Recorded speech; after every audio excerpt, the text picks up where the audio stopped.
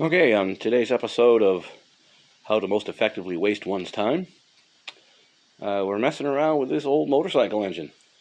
This is a Yamaha XS 650 engine that was seized up solid. This thing was not moving for anything. It had been sitting, oh God, I don't know how long this engine's been sitting, for a very long time.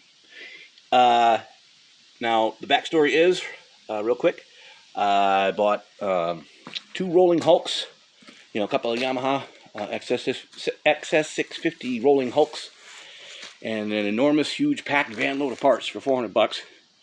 Came with 3 of these motors, and I just kind of grabbed one randomly because they're all seized up solid, and decided to just kind of start messing around with it. And I don't know, if you look closely, you might be able to tell which piston was seized. And if you can't, well, okay, it's that one. You can tell by all the rust all over it. But it did free up. Now what I did was I used a combination of 1 part pure 100% acetone, 1 part synthetic automatic transmission fluid, and 1 part PB Blaster. And I let this thing sit. I mean, I've been slowly chipping away at this, getting that freed up for honestly, for about a month. I come out here once or twice a week and just kind of chip away at it, and the piston would move a little bit and then say no more, and okay. And I would just wait another week and then come out and mess around with it some more. Now this is a 77 series engine.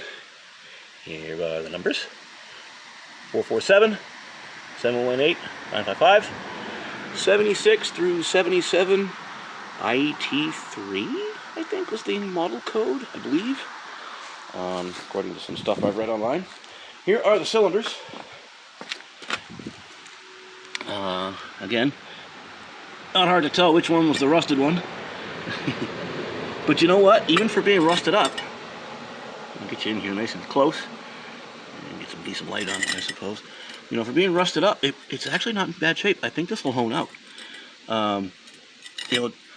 It's glazed, but it's not real rough. There's no scratches that I can feel. It feels pretty smooth, other than just a grit. And honestly, there's really not a lot of ridging here. Very little ridge on the top of these cylinders. I can just barely feel a little something with my finger. Can't really tell over here, there's a little too much rust, but just barely. So I think this will hone, and I don't think I'll need to bore these cylinders out. I think I can reuse them. Now obviously we're going to keep tearing this down. I'm not going to slap this back together and try to get it run like it is. That would be silly. It would be nuts. But I'm going to, just for the heck of it, tear this down. I'll split the case at some point. Of course, I wasn't going to be able to do that till I got the cylinder freed from the piston. But we'll split the case on it at some point in the near future here. And we'll go ahead and clean it all up inside and pretty much put it back together. I'm doing this on the cheap. I'm not going to spend a whole lot of money on putting this together.